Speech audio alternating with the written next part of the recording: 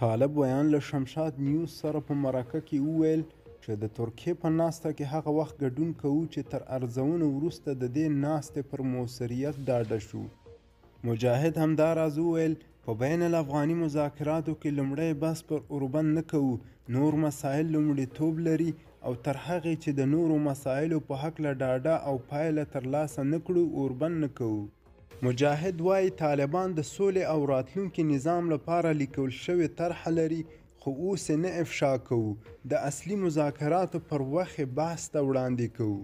مجاهد وویل د ټاکنو بحث د طالبانو له لوري تل رد دی، د واک لیږدې لپاره ټاکنې نه بلکې نورې لارې په اسلامي نظام کې شته.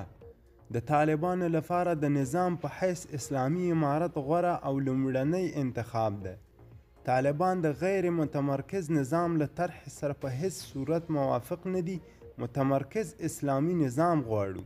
همداراز مجاهد وویل موږ د ترکیې ناستې په تړاو معلومات لرو خو لومړی موږ باید د دې ناستې ارزونه وکړو او د ملګرو ملتونو لخوا موږ ته د اصولو په نامه څه نه دي سپارل شوي.